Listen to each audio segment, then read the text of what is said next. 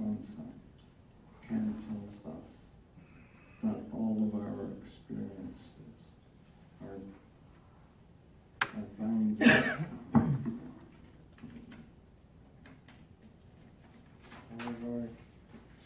All of our experiences are bounded by time and space.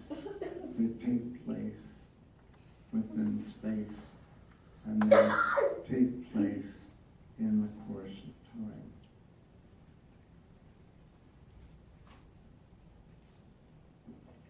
Mike is in my way. Just let me know. When a judge walks into a room and everybody stands up, you're not standing up to that guy. You're standing up to the robe that he's wearing and the role that he's going to play. What makes him worthy of that role is his integrity as a representative of the principles of that role, and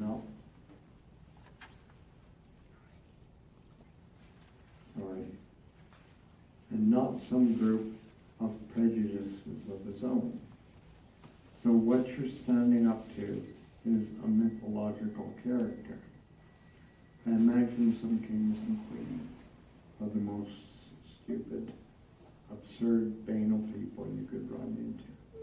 Probably interested only in horses and women.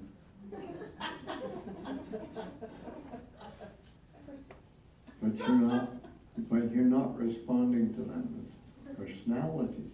You're responding to them in their mythological roles. When someone becomes a judge, the president of the USA, the man is no longer that man. He's a representative of an eternal office. He has to sacrifice his personal desires and even life possibilities to the role he now signifies.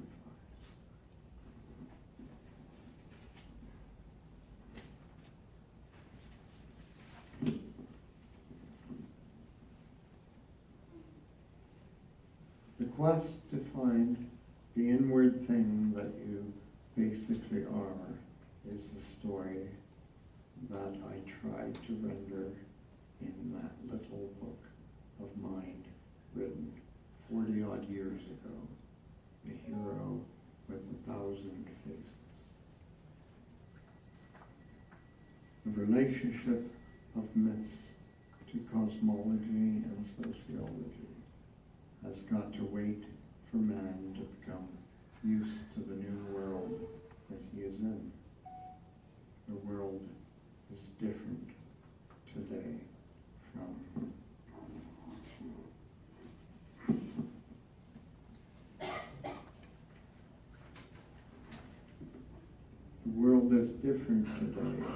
from what it was 50 years ago. But the inward life of a man is exactly the same.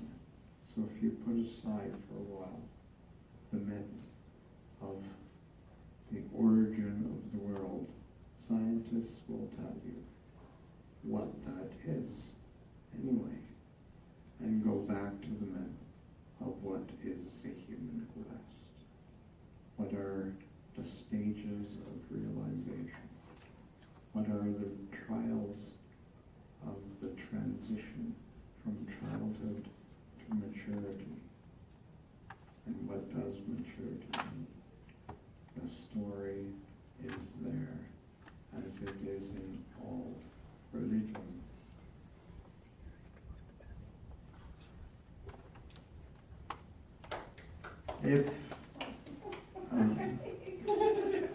If the person insists on a certain program and doesn't listen to the demands of his own heart, he's going to risk a schizophrenic crack-up.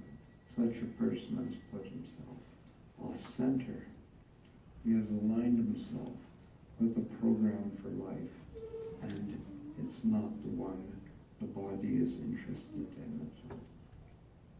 The world is full of people who have stopped listening to themselves, or have listened only to their neighbors to learn what they are.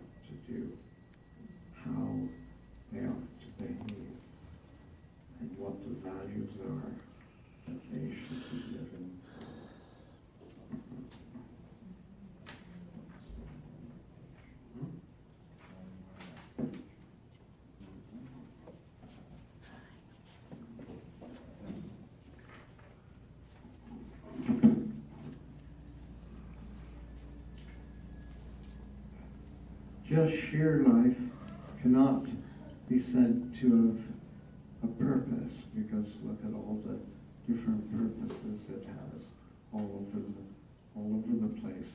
But each incarnation, you might say, has a potentiality and a mission of life is live the potentiality. How do you do it?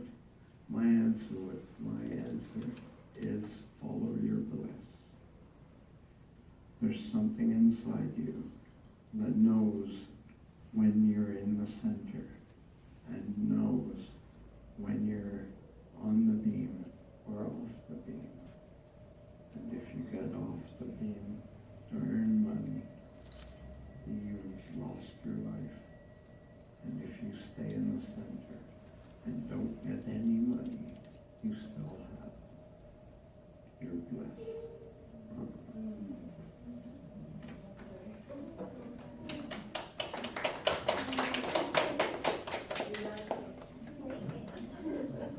Okay, one more. Excuse me. And what it will have to deal with will be exactly what all myths have dealt with. The materialization of the individual from dependence through adulthood, through maturity, and then to the exit.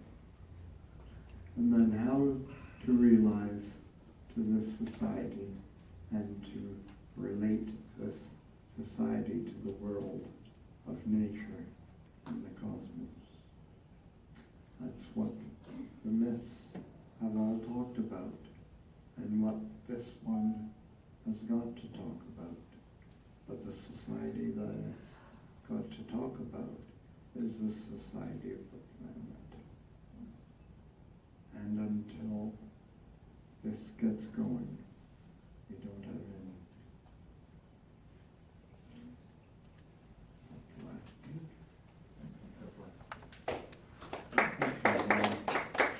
I guess I'll just finish with the best things cannot be said.